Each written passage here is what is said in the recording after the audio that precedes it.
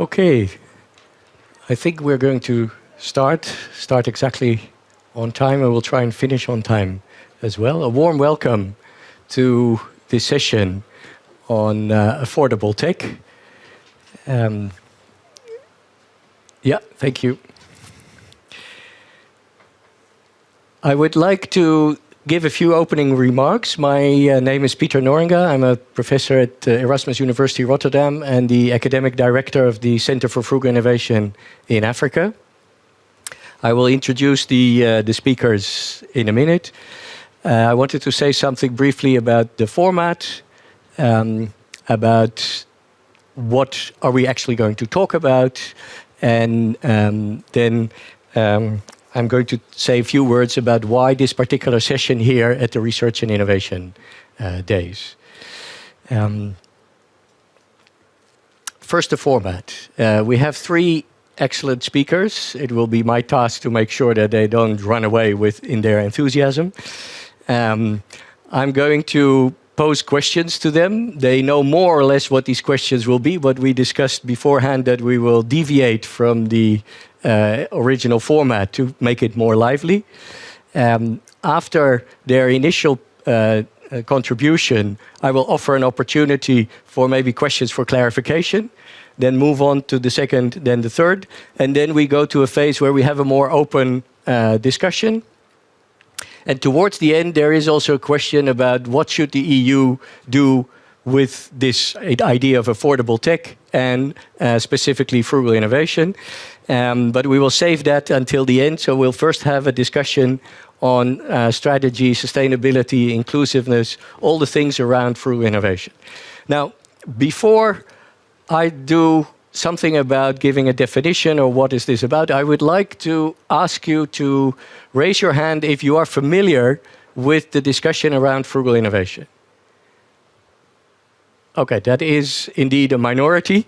So then I will very briefly try to explain what it is so that the speakers can actually go right into their more detailed points.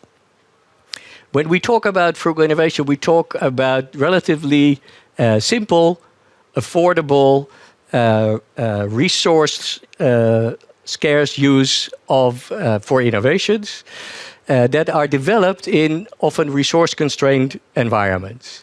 Now that means that these are the types of innovations that follow a different logic from the standard innovation process, where we tend to see innovation as something that initially is relatively costly, fancy, and then once it is being implemented, it slowly also becomes affordable for normal people. With frugal innovation, you try to consciously and systematically look at how can you develop this in a resource-constrained environment, using fewer resources and making these innovations immediately affordable and fit for purpose for broad sections of society. That means it is a somewhat different mindset, in a way, in terms of how you engage in the innovation process. Now, why are we talking about this here at the Research and Innovation Days?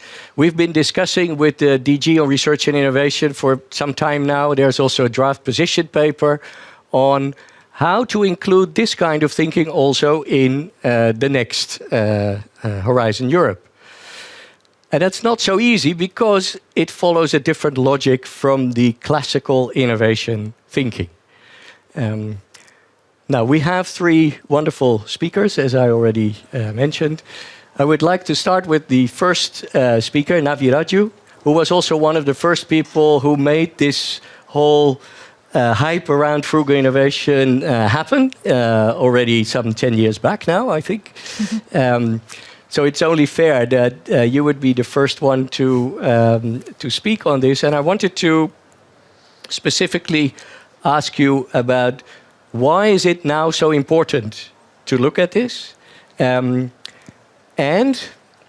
while many of the initial examples of frugal innovation have come from Asia, from Africa, from Latin America, now we are saying this is also very relevant for Europe. Could you give your ideas on that? Yeah, absolutely. So I first of all, I'm delighted to be here to discuss about this topic that, of course, I've researched a lot for the past 12 years, but I do want to bring it back to my background. I grew up in a former French colony, Pondicherry in southern India, and this was in the 70s, and it was very dry climate. So me and my brothers would wake up in the morning to fill buckets because water was rationed. So we'll wake up early in the morning at 5 o'clock to fill these buckets with water that we use for the rest of the day to wash and cook. So early on, we realized that water and other such resources are never abundant. So you have to learn to do better with less. So that's something that comes from my background. The second example quickly about my childhood is because back then we didn't have any kind of packaged goods. The idea of toys, for example, we had no idea what a branded toy is. So, but we were able to make our own toys using whatever you can find in the street. So that's another aspect of frugal innovation, like how do you make the most of what you already have, rather than complain, or look for new resources.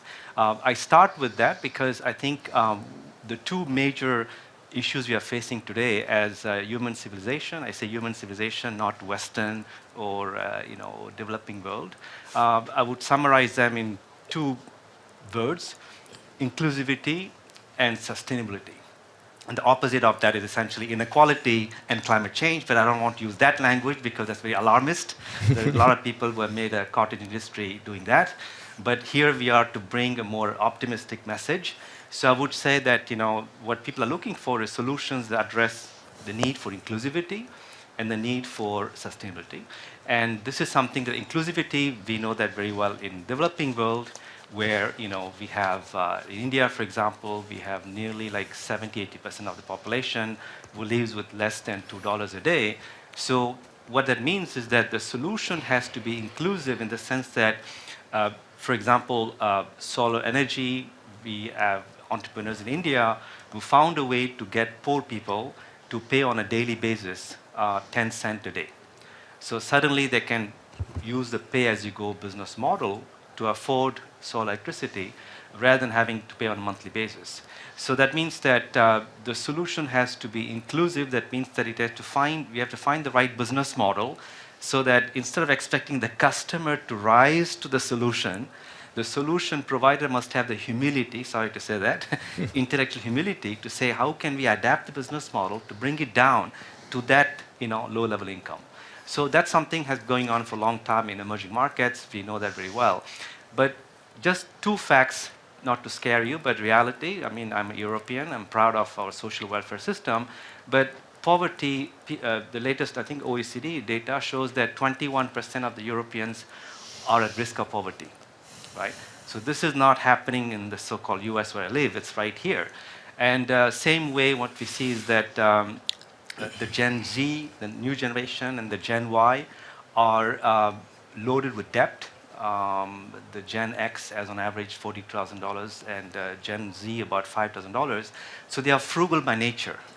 They are becoming more and more cost conscious, and they're looking for solutions that they can afford.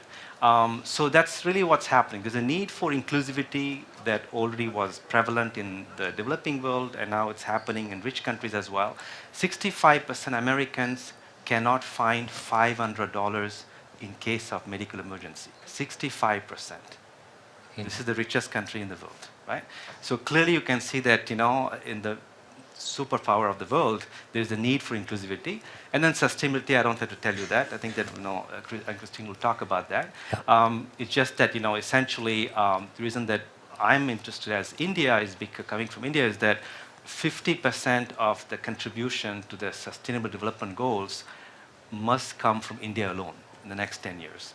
So what it means is that, here we are talking about sustainability, but we don't realize is that it's in our enlightened self-interest as Westerners to make sure the South actually accelerates, the transition to sustainability.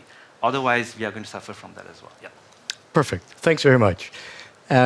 Now, I'm an insider in this debate, so to me this is very clear. But I wanted to give the opportunity, if there is a question for clarification, to pose it now.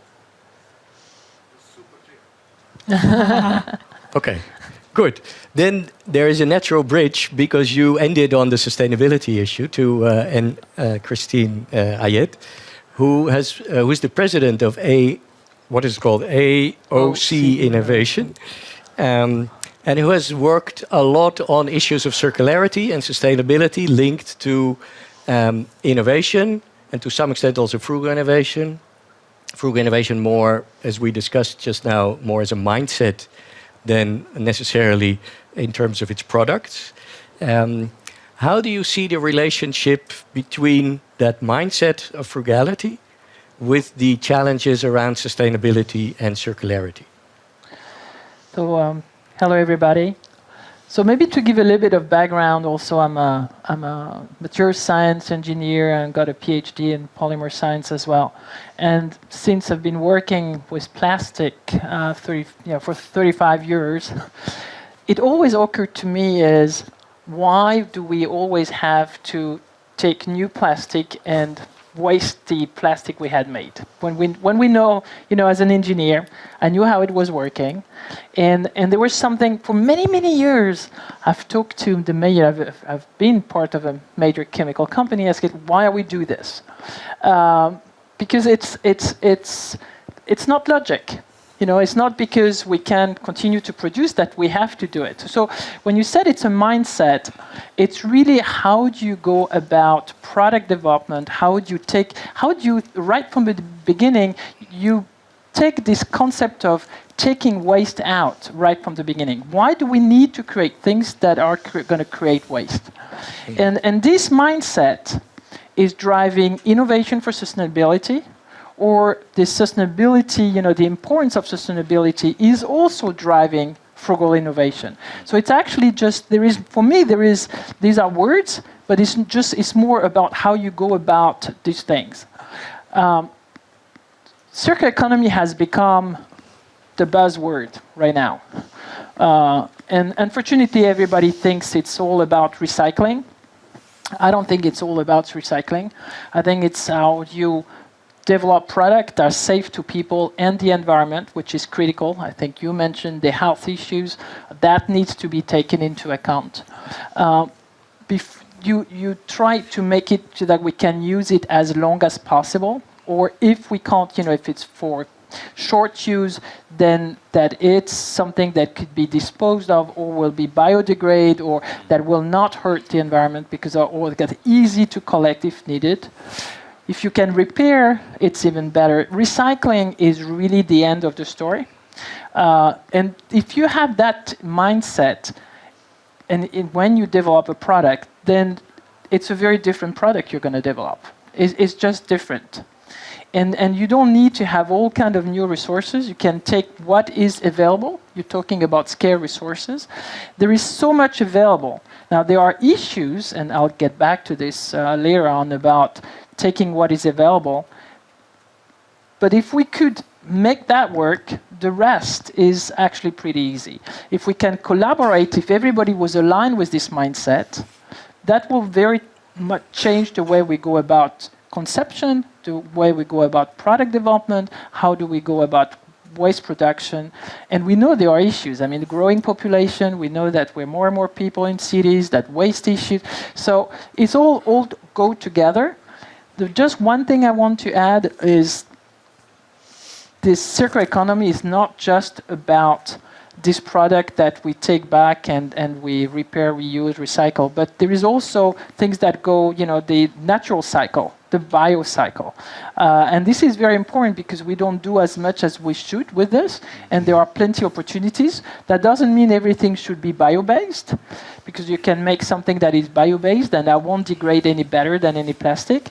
But if we know that it's going to go in the environment, then we need to use something that will biodegrade. And this is critical, we think, this way. Okay, thank you very much. Perfect.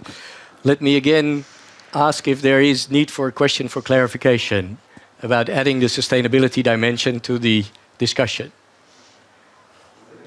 Okay, good. Then naturally follows from that a focus on the issue also of inclusion.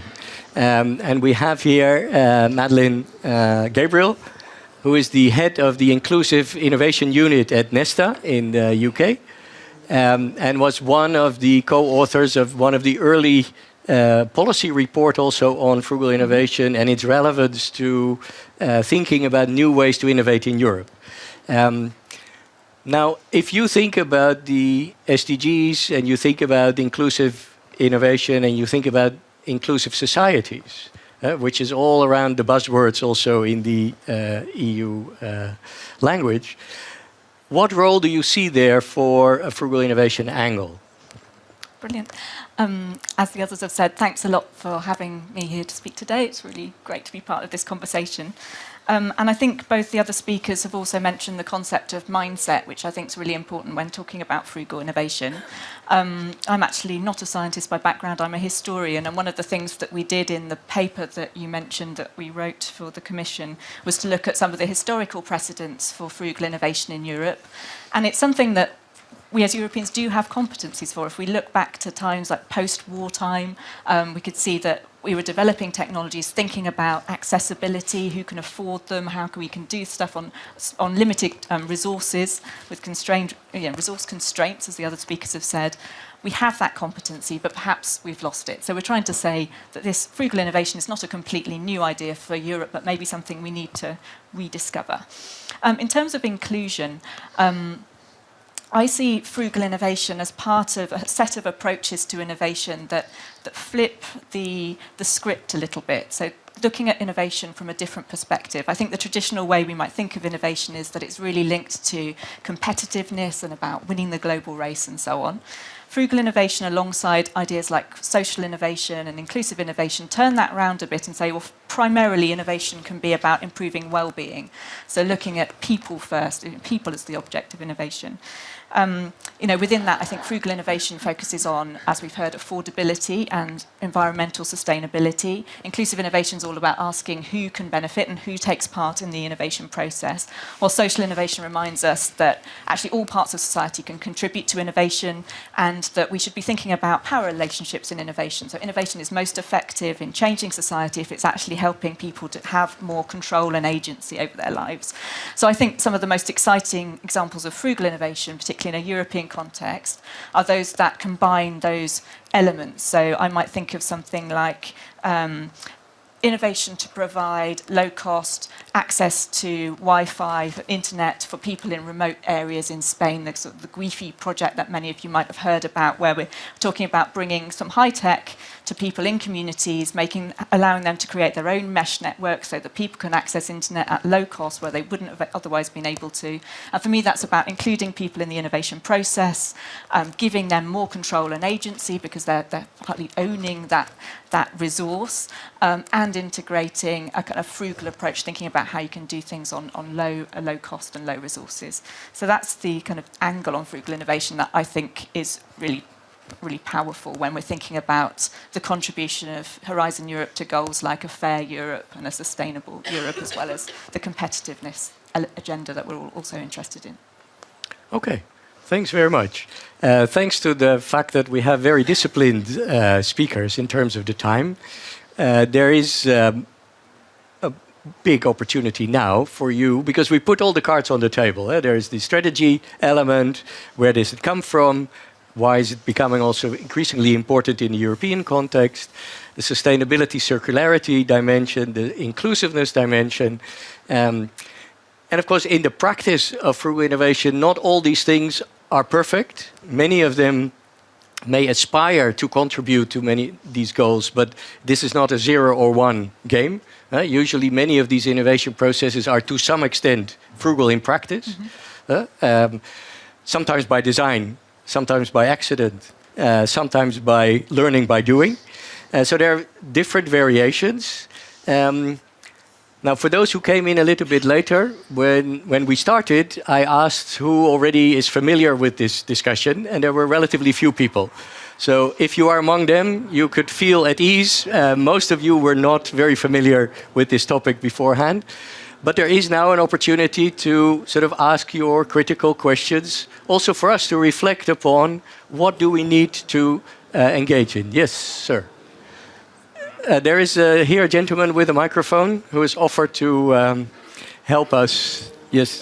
Axel Mjøs, and being here, I'm talking as chairman of the Kavli Trust in Norway, not the Kavli Foundation, but the Kavli Trust.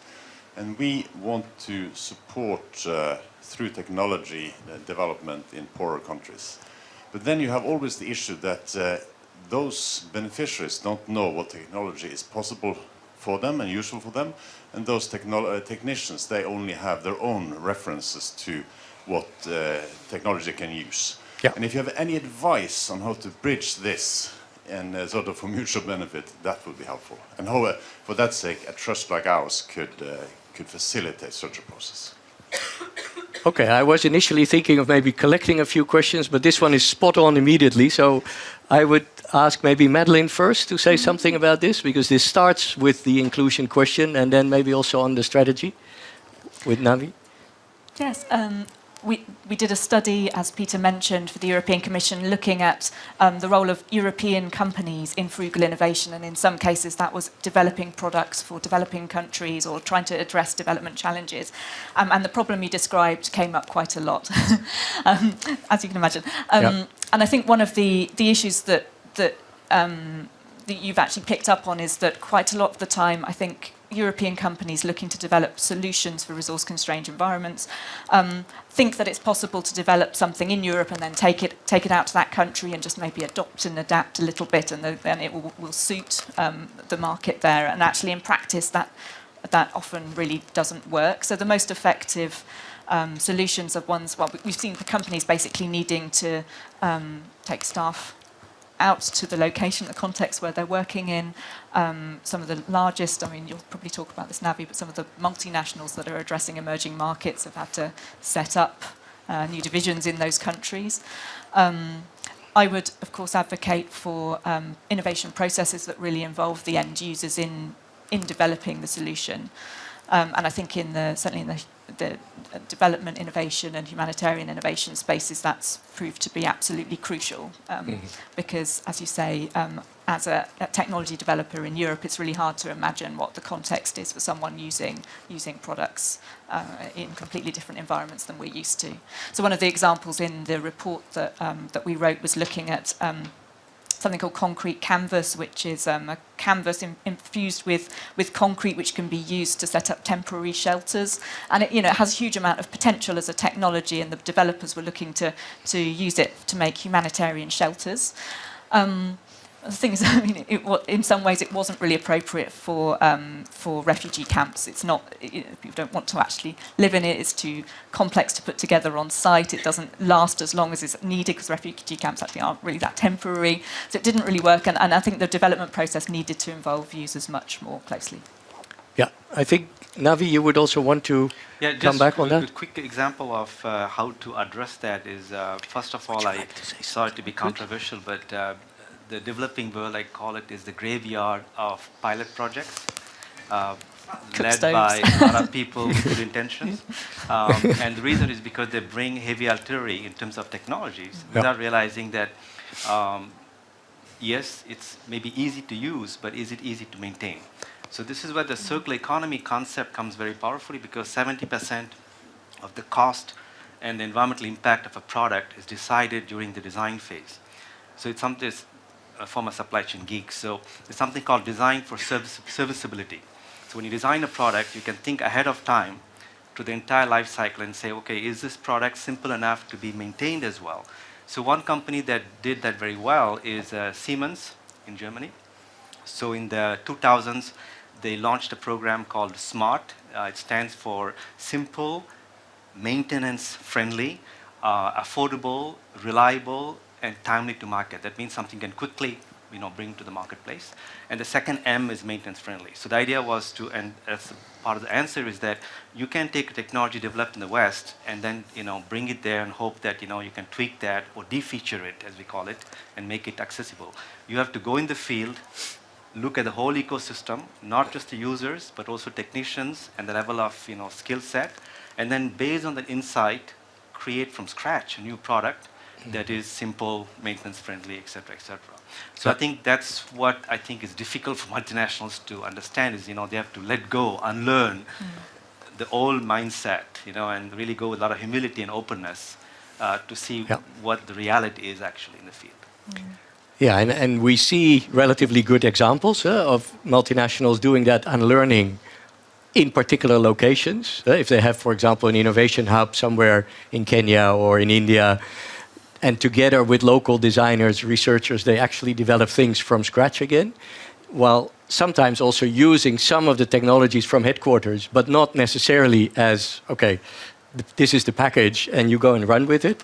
So we see practices sort of in the continuum, on that continuum. There's one example I think Madeline knows, which is very powerful, before you forget, is Barefoot College in India. Because I'm saying that because that's a great example of how you can, and this is something I'm so excited this week, because I realized that you can kill two, I hate the expression, but you can kill two birds with one stone, which is, why don't we use, the Barefoot College uses old women in India and Africa who are often ostracized. And they train them how to maintain solar cells. So suddenly, right, you not only have found a way to maintain the system, but you're creating social value as well. Yeah. So that's how you should think about, creating, more spirals in terms of value. Yeah.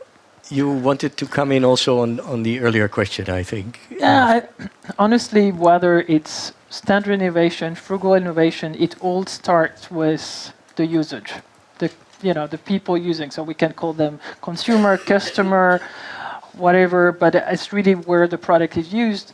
And the people who actually do this are usually successful in innovation.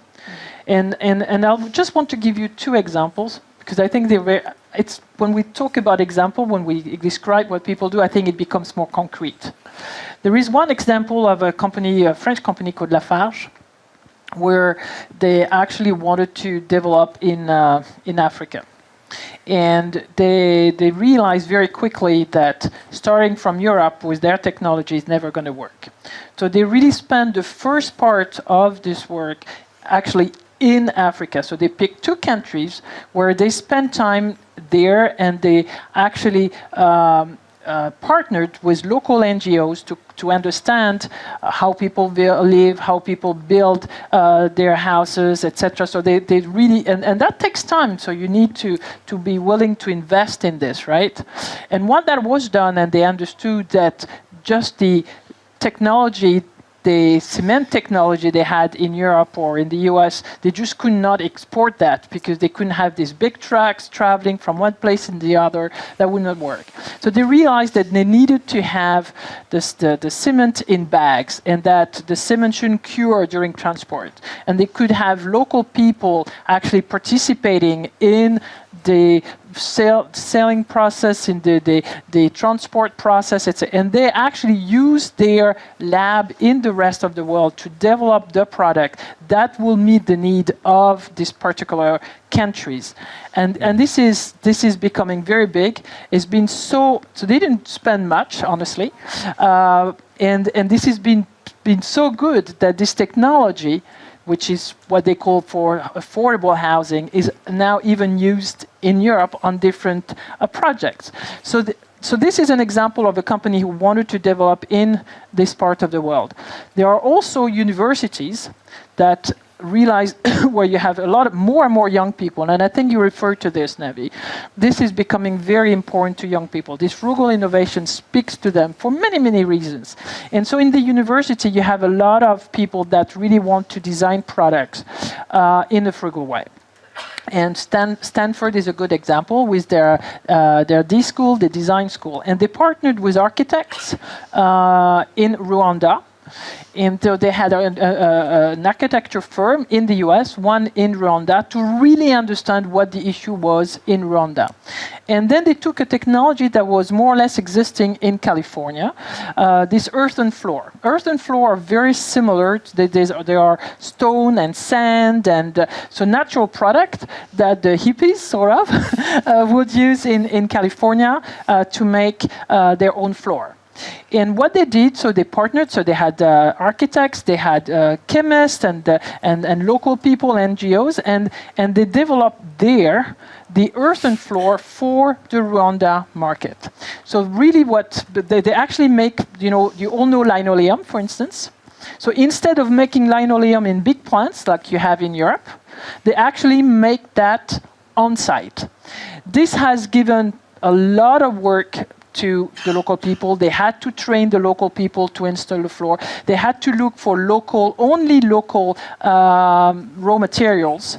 This has become, and then they created safe and healthy environment for the people. I'm not going to go into all the details. If you look into their website, of course, Earth Enable, I think it's a very interesting story on how this partnership between the universities, the companies, and then companies that are actually good at making linoleum are helping them with their R&D lab, and as a network contribute to the development of an earthen floor that actually meet the requirements of this local market. So these are very concrete examples, and it's just, once again, it's a mindset, but when you go into practice, these are examples that show that it actually does work.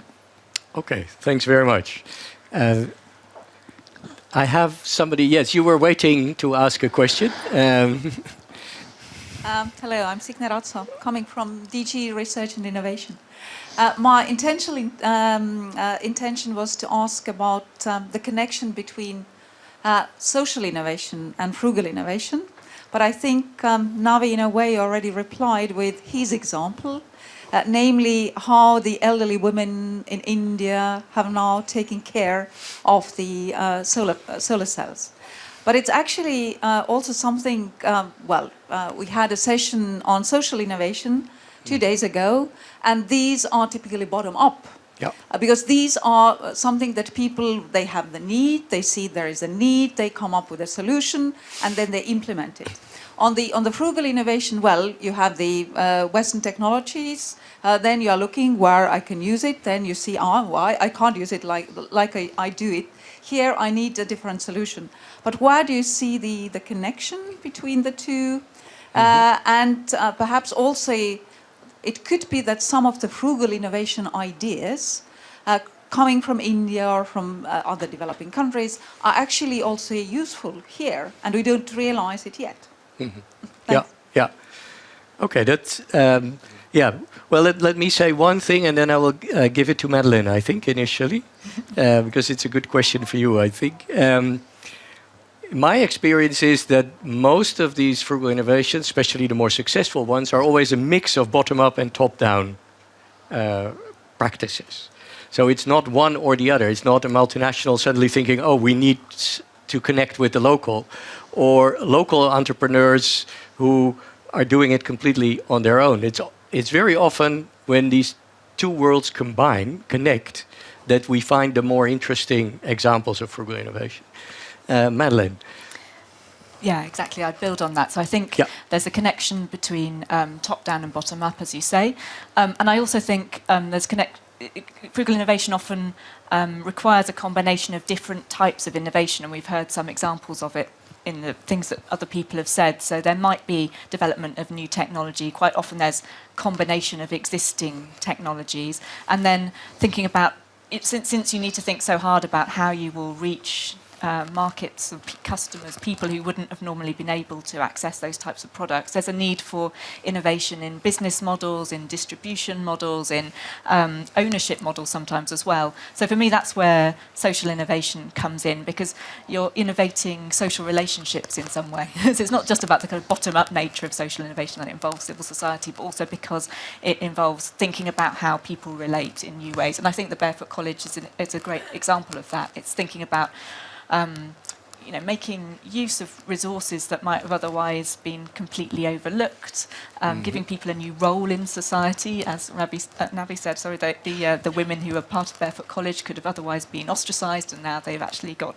a role with some dignity and that's respected, and that gives them some income. So it's that kind of connection that I'd highlight. Yeah. Okay, I see one more question on this side, but I was wondering whether perhaps also on the right-hand, for me, the right-hand side of the room, but I'll give them a bit of time to think about that. Yes, sir? In relation to the question, maybe there's some testimonials. If you're already doing, some frugal projects, you want to share with us as well. Yeah, that's also an option. The gentleman here, and then the lady in the back with the red, shirt. Yes. Hi, I'm coming from Portugal, from a research institute. I had one simple question. We've been hearing about specific markets or segments that can be seen as niche markets or resolving specific questions. But let's just take one step back. we've heard that more than 50% of the population in the US would not have $500 available for something critical for them. So for those 50%, actually, frugal is a key word. So from a pure business perspective, frugal innovation is mainstream. It is not a niche. Yep. And if you take a startup, and the startup is talking to angel capital, actually size of market is probably number one on the discussion. And investment is probably number one or two, depending on what we're talking about. So frugal would be spot on for both of them. Least investment in the development, biggest market possible. And lowest cost of price would go straight to that. Yeah. So my key question is, why don't we actually just ask the EIC to put frugal innovation front and center?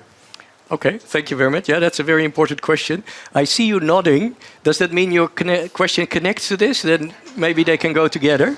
And then...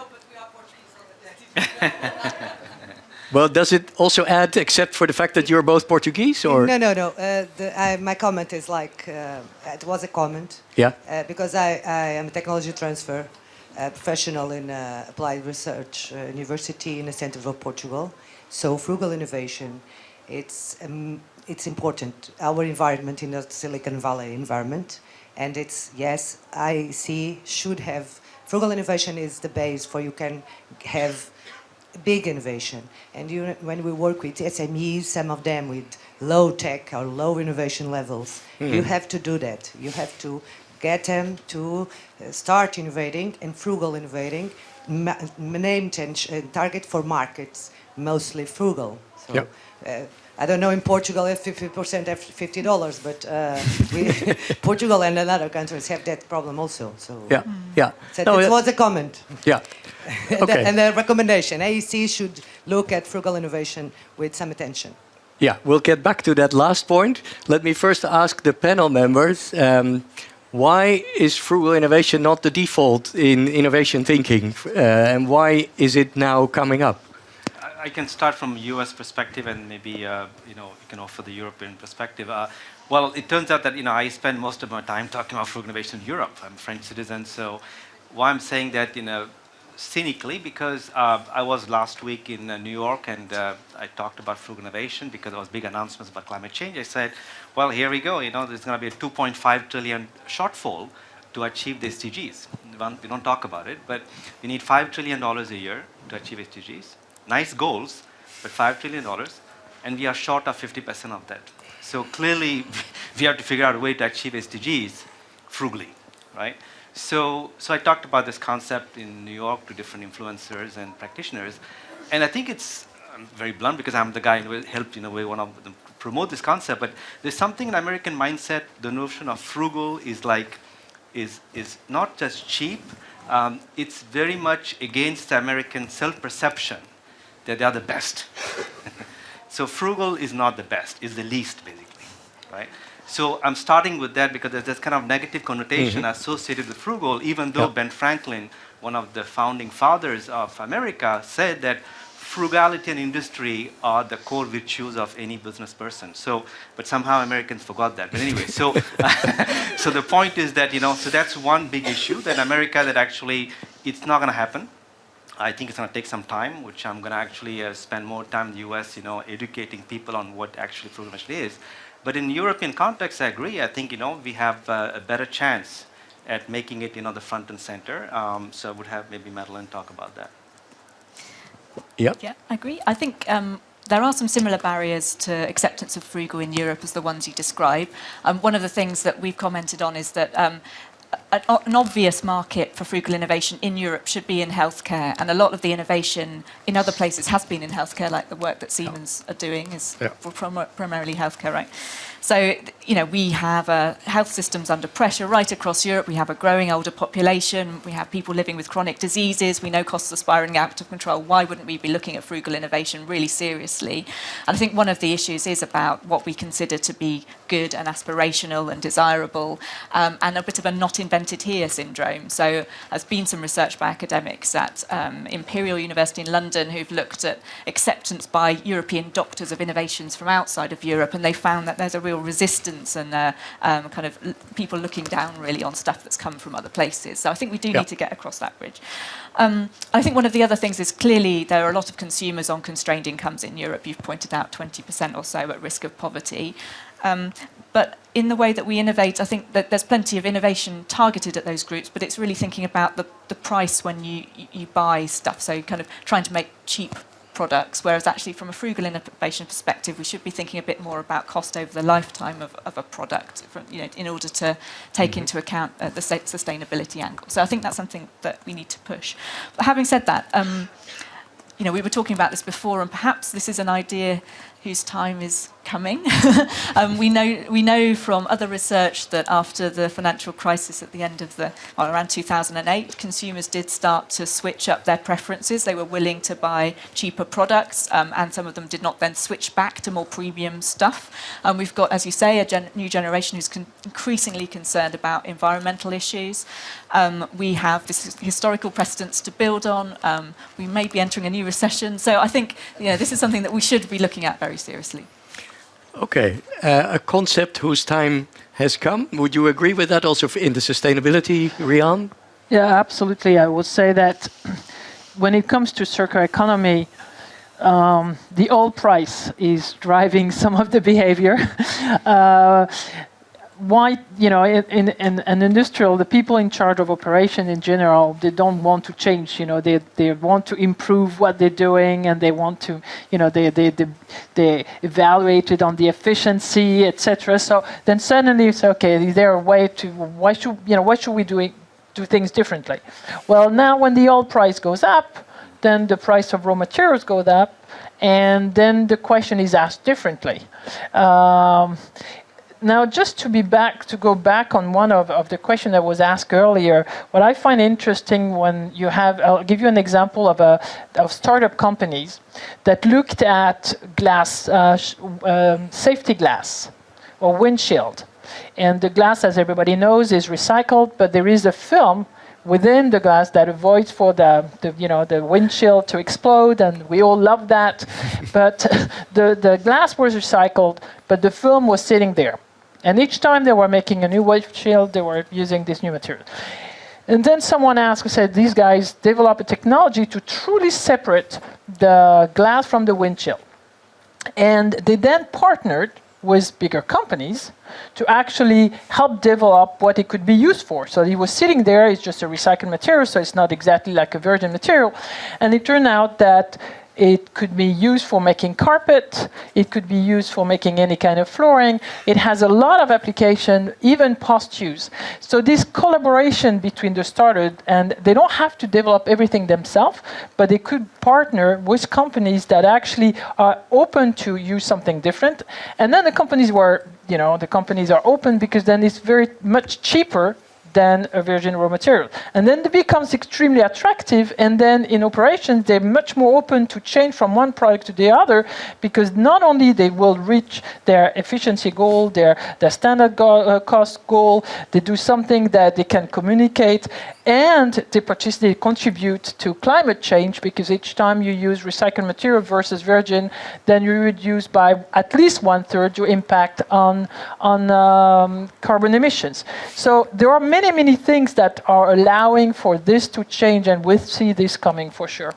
Okay, great. Thanks very much.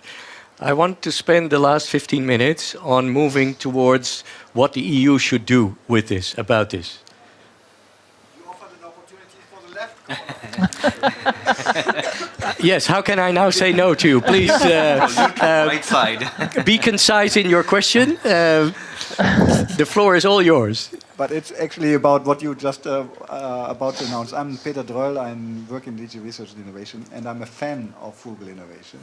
And I brought it to my program committee, the study, and there was a lot of support. But in practice, it's very difficult how to do it. Because if you want to work on a new energy storage system, if you need a clean room to do nano deposition, or to work on a new advanced material, it is going to be super expensive. So we have a lot of goodwill, a lot of understanding also, and I think it's brilliant what you did, the connection with the UN Sustainable Development Goals, the financing gap, inclusiveness. But how? Okay. Thanks very much. That was indeed what I was going to but it's much better that you say it, because you are on the inside in the policy-making arena. And I find it quite good to know from you already that there is this sort of sense that, yes, we should do something with this. And now we are facing the question how to do this properly. So that brings me again to the panelists. And this is a question that we did discuss in advance, so I assume that they have some ideas. I would like to start with Madeleine, then and Christine, and then Navi at the end, on how to bring this into the Horizon Europe agenda. If we agree that it is a thing that is worthwhile pursuing, but we also realize that it doesn't easily fit within the existing boxes, so to speak. How can we make that happen? Great question. Okay, a few ideas. So I think thinking about calls themselves, so how calls are put together, I would suggest that for frugal innovation, it might be important to really focus on outcomes, but be very open to a range of ways of achieving those outcomes. So it could be through new technology development, or could be through doing something existing cheaper, or it could be through coming up with a completely different way of doing things. That's what we quite often see in frugal innovation examples. And also a point that we've, I think, all emphasised is that frugal innovations in practice are a product of a combination of different types of innovation. So they may not include actually much new technology development at all. It could be about recombining existing technologies with business model innovations and so on. So again, being open to that type of innovation I think is important. And I've noticed in the Horizon Europe orientations document, which of course I've read from page 1 to 142 or whatever, that there's a sense that there may be some shift, I think, or comments about the balance of how the Commission funds different technology readiness levels, which I read as maybe a bit of an openness to funding more downstream as well as upstream development. So I think that would be positive. I think also in terms of different funding instruments, it's worth exploring how those could be used to support frugal. So far, there's a Horizon Prize for affordable technology, and I think prizes have a lot of scope here to bring forward new types of actors and combinations of actors, which again will be really important in frugal innovation. I'd suggest that in order to target those to really bring forward organisations and people who are not already working in this space, it's quite important to think about the size of the prizes and how they can maybe be stage gated so that there are smaller amounts of money earlier in the stage to kind of allow people to develop proofs of concept, and that really helps bring people into the process. And then one other, I mean, I've got lots of other points, but one other thing that I think is really key is the role of brokers and intermediaries in bringing together different types of players. And Peter, actually, you might want to comment on this, because that's essentially what Centre for Frugal Innovation in Africa does. Yep. But in our study, we noted that there were lots of companies that are developing technologies are not thinking first and foremost about frugal applications of that technology. As you said, they're thinking about higher income markets and developing getting their money back on their investment and so on. But and they don't necessarily understand what the range of applications could be. But universities and some other hubs are in quite a good position to be able to spot those opportunities and also broker relationships between those technology developers, social innovators, potential users, NGOs who might fund things, all of that type of thing. So supporting intermediaries and brokerage, I think, is really important. Yeah, thank you very much. And Christine. Obviously, when I think of frugal innovation, I don't not just think about Africa, India, developing country. I'm thinking the world. For me, there is especially when we talk about circular economy, there is no borders anymore. Yeah. We can't ship our waste abroad. That's a good thing. We shouldn't have done it to start with. But I would say that having more partnership between the different initiatives at the EU level, so the people that work on the circular economy working with the DG Research Innovation, really having this combination, the same way that when we do project, we take the social aspect, we take the companies, we take the sustainability. We don't try to have barriers, because it's this ecosystem that will make a difference. So to have maybe as many as bridges as possible with one same objective will be, in my mind, quite useful. Now, there are things also that could force things to happen, right? So, for instance, one that I was mentioning earlier, some of the issues related to the recyclability of material today is the traceability. So there are so many innovation projects that are funding recycling technologies. That's great. But if right from the beginning you do not fund eco-design projects, you don't develop, you have an aligned or one standard in terms of traceability, at the end you can have as many technologies as you want, you will not have solved the problem. So it's really to understand what it takes right from the beginning and spend the money where it should spend at the right time. And to me, there are a lot of activities. Also, there is the different standards between the countries, the importance of having one standard. If you go in France or in England or in Spain, is even the collecting system is not the same. Everybody's confused. So how do you want circular economy to work and allow for frugal innovation in that context if there is not even alignment there? So there are very practical things to be done that will accelerate the development of frugal innovation, supporting circular economy, in my mind. Okay, thanks. Then Navi, Sure. how do we address this? Yeah, I was thinking there were so many things I want to say, but I want to start with a very personal note. So I'm 49 now. So when Horizon 2030 completes, I will be 60. So, well, yes, it's coming fast. So I was thinking, like in the last couple of years, so what would be the best way I can, I can travel around the world, which I do, talking about frugal innovation, doing, conference keynotes, etc., write books. But I thought that maybe the best way I can make it happen is by reaching out to the next generation. So that insight led me to get involved in some interesting projects, and that's the way I'm going to answer your question, is maybe what Horizon 2030 should do is focus maybe 50% of the budget on how to get the youth involved in this process. So I'm going to give you one example and then go the concrete first, and then I'll give you why this is a very interesting example to replicate and scale up. It's a project called the STEAM School. The STEAM stands for, as you know, science, technology, engineering, art, mathematics. It's a partnership between the French government, French embassy in India, and a makerspace, which is a fab lab in India. And what they do is every year we bring together, I'm on the advisory board of this project, 100 entrepreneurs, scientists, students from India and France to Mumbai in India in a makerspace. And over a 2-week period, we help them co-create frugal solutions to 5 of the SDGs. So the idea is, we take them to, the slums to understand the social problems. They go back, and in a cross-cultural way, they try to solve what I call the problems without borders. It's the SDGs, right? We have a president in America who thinks we are American problems, but actually we are global problems, right? So I live in California, we have water scarcity, which is the same issue as, in Africa or in India. So this is an interesting project where over a 2-week period, what I noticed with my own eyes is essentially how the kids are they're, anywhere from 14 to 35, and they're really passionate about solving these, big social ecological issues in this kind of team environment. And the way it works is, very quickly, so they do the prototypes, show them, and then they can scale them up into, working solutions.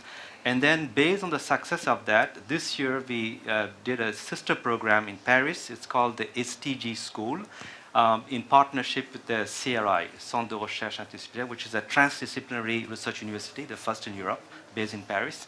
And that's the key term. I want to kind of weave into the, the theory of what I'm saying. Transdisciplinary, and that answers your question. We should start operating in silos when it comes to funding research. I think this is going to cause a lot of problems. And so this whole week, I've been traveling, and this keep coming. The way I would kind of, a synonym to frugal innovation for me is systemic innovation. We have to start thinking as systems now. And I think that's exactly how I was thinking is just very quickly, imagine that. Let's kind of look at this team project, right? It hits like check, check, check with many areas. Of course, science, technology, education, boom. 50% of the participants are women, girls. Gender parity, check. Right? It focuses on social ecological issues, check, check. right? And doesn't cost much either. Right? So it's frugal as well, right? So I think this is how we should think more and more. I know that this is more a science, innovation, research-focused conference, but maybe you could become the anchor, the keystone of this ecosystemic perspective. Yeah. No, I think I like your response that you can't solve this within the research and innovation domain alone. Enabler, yeah. You need to look bigger, and you need to make use of the new generation that will look at this differently anyway. So and they're the mindset. They kind of... Yeah. So it's old grey men like me who are holding up the change, perhaps. Yeah. You wanted to add something really small but urgent to this. Because it adds directly to the circular economy. Sven Schade from DG Environment. I remember a fierce fight some months ago between different DGs, where the understanding of innovation really played a fundamental role, and also for frugal innovation. It was exactly on what you said, what is missing. The data of embedded information on the product in order to make them recyclable. The idea arose in different departments to launch this. The mindset was, this is a great future market for a European possible unicorn. And some people were sitting there and saying, please, not this. This has to be a database, a software which goes into Creative Commons in order to enable frugal innovation that many different people can develop and test new services. Guess who lost? Yeah. All right. Apparently that leads to another cry. Now, Yes. just an example from India. Well, I think it was a great idea. Well, we already exchanged here with Peter, so something for the next program. The idea that he brought, bring together then the two groups, but we actually already have a pilot bringing together the business incubators and accelerators from Europe and India, the innovators themselves as well. And this is the way really to work together. And I guess one of the results could be very clearly also frugal innovations. Okay, well, I don't think we could have hoped for this kind of interaction at this stage, at the end of a 1-hour discussion, where people from different parts of the organization are starting to discuss how to help bringing this more centrally into the agenda. Nicholas, would you like to say something? Nicholas is actually from the DG Research and Innovation, helping us to have set this up. I represent the Plan C because the colleague who is really behind this was not able to be with us today. But I think this was a very rich session. To some extent, I think it confirms some of the aspects, issues we have put in the Horizon Europe, but it also, I think, points the way forward to few more ways. Certainly the systemic innovation. Yeah. Incidentally, we do have an all-round approach to circular economy in Horizon Europe. It's not just about no waste. Okay, good. So we can conclude on issues of transdisciplinarity and on more comprehensive approaches and on sort of making this kind of mindset perhaps the default. And we're not going to be alarmist about it, but we do all seem to agree that this is an urgent agenda. With that, can I have a round of applause for the very disciplined and good speakers?